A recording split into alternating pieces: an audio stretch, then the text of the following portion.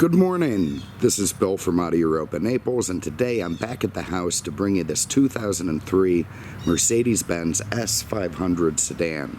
So far it's been a bird-free morning, other than one that I hear going nuts behind me somewhere, but he seems far enough off that I don't have to worry about him.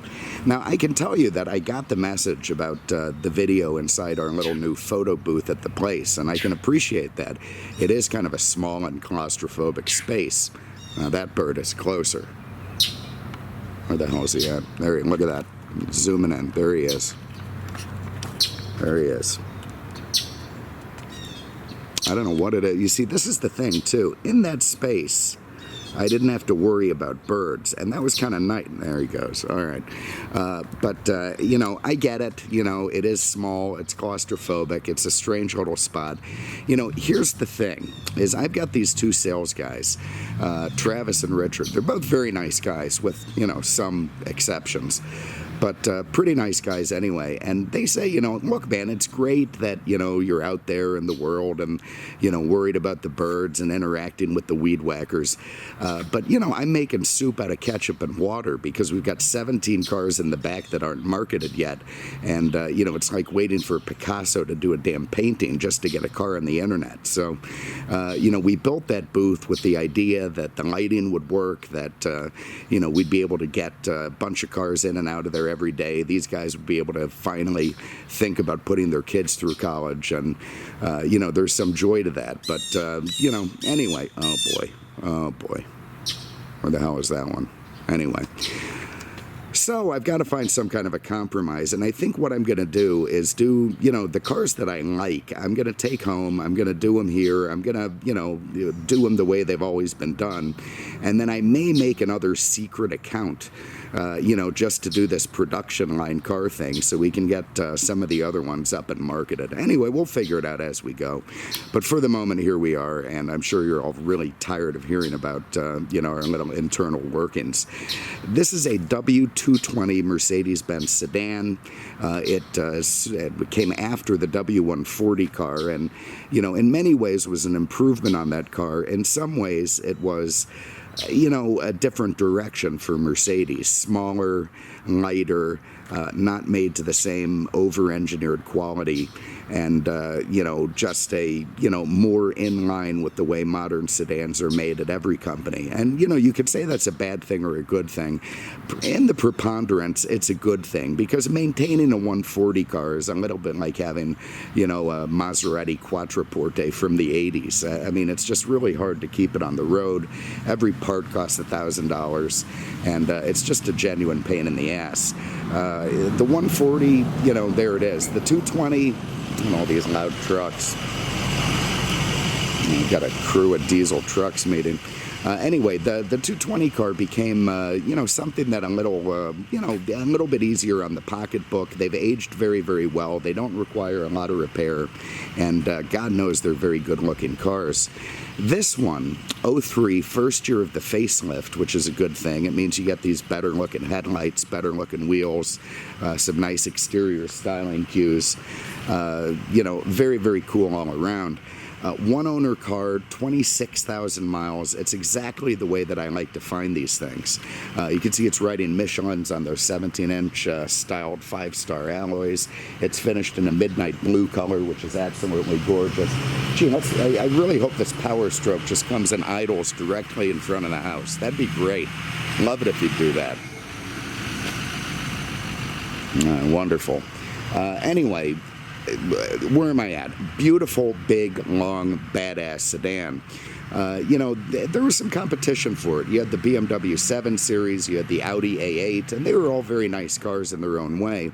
But the S-Class is special in a way that those cars aren't.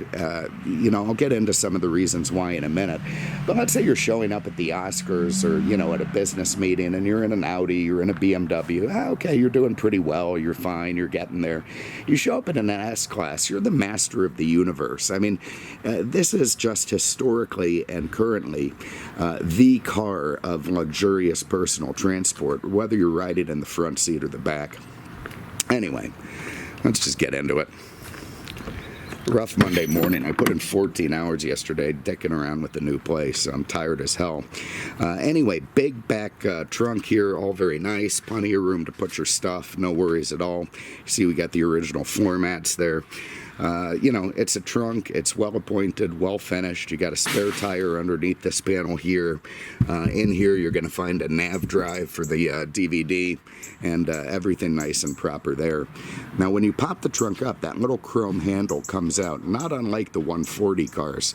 It always broke on the 140 cars, but it doesn't seem to break on these, so they got that right. Put it down, sucks the trunk closed, and after some short delay, there it goes. It's going to suck that little handle back in. The mist. You know, this is the time of year when we start dreaming. That's not even accurate. When we start thinking about dreaming about better weather. You know, it's on the way. You can't pretend it's going to happen in early September, but it is going to. Oh, now we've got a cardinal. Look at that. He's right on me. He's got the angle of attack. He's going to call in his cardinal buddies. There he goes. All right. Anyway, under the hood, we've got something that BMW and Audi cannot do, and that is build a V8 engine that actually lasts. Mercedes-Benz is fantastic at that. They make terrific V8s. This one is 5 liters, 302 horsepower, all aluminum, very smooth, very torquey, absolutely lovely engine. That's made into a 5-speed ZF automatic that shifts like butter, and just a fantastic driveline for this ultra luxury car. You can see everything nice and tight and proper under there.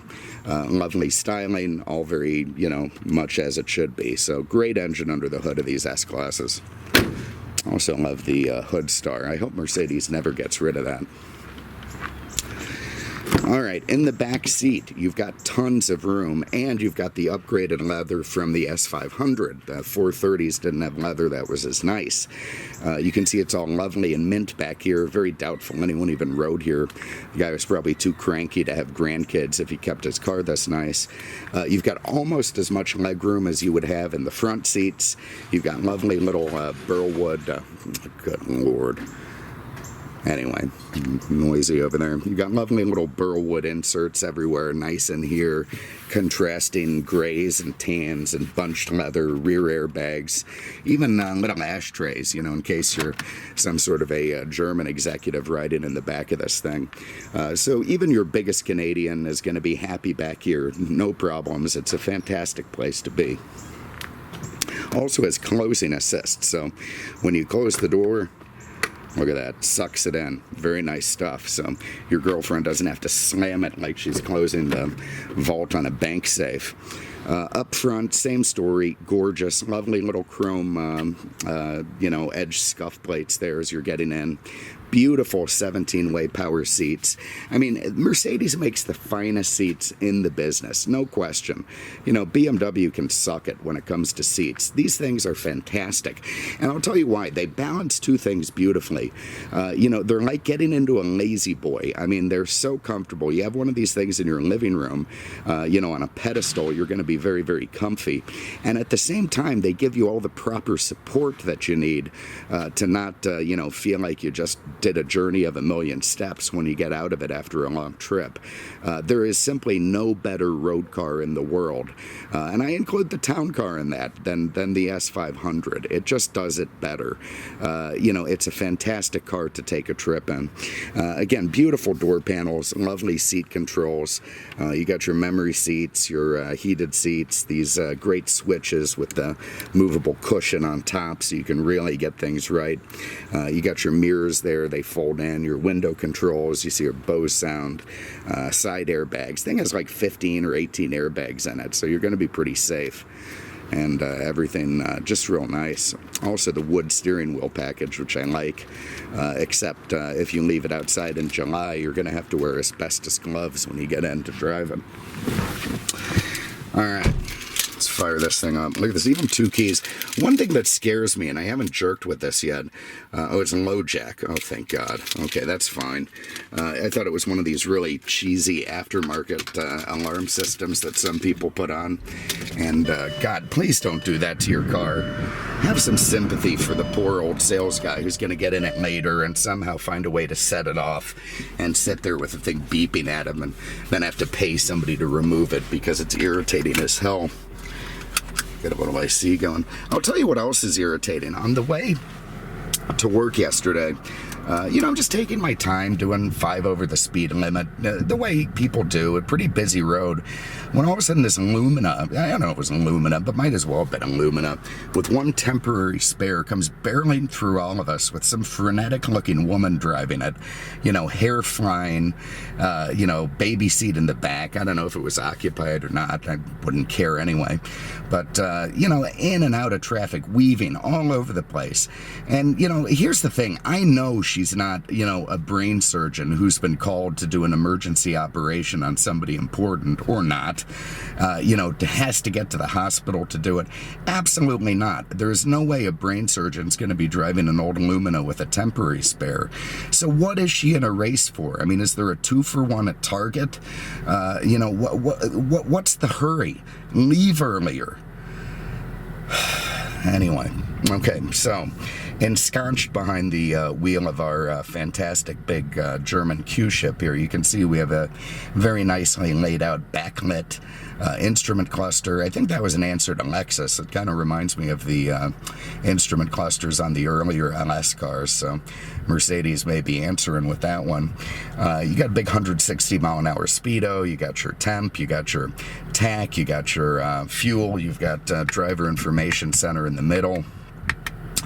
Get into all that kind of stuff, no malfunctions, that's comforting. Over here you have your automatic headlights. They are xenon in this car, so they really paved the way. Driver adaptive.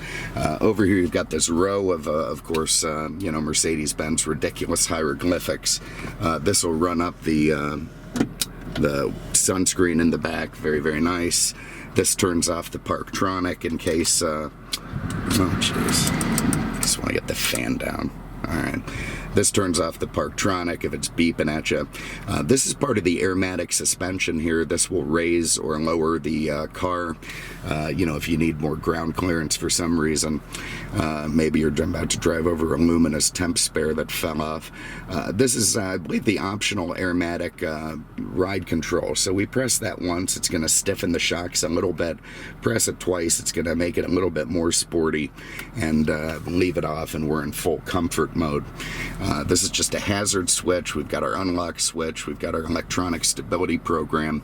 That's traction control in this car that, really helps you keep it in the lanes. This will run down the rear headrests, and that little guy there, if the car's getting towed, will turn off the motion sensor. Down here we have Mercedes-Benz Command Unit. That stands for Cockpit Management and Data. That's why it's command with one M. They really can spell, the Germans, even in English, but I guess that's just the way the acronym went. There weren't 2 M's in that. Cockpit, yeah, it's where the pilots sit. That's why they call it that. And yeah, never mind. Anyway, you've got very nice. You've got an in-dash CD changer, lovely. Down here you've got your climate control, all surrounded in lovely burl wood. We have an ashtray here for, high-end, but the only people who smoke anymore are like high-end or low-end people. Everybody in between gave it up a long time ago. So anyway, I think that's why they carried the ashtrays even longer in the cars. You got a great little place down here to put a hand grenade or, whatever can fit in there. All very lovely. Still works. Nice gated shifter, comfort and sport setting. This is your passenger airbag indicator. You got another compartment here, which I try not ever to open these because they always break and explode in a cacophony of springs and washers.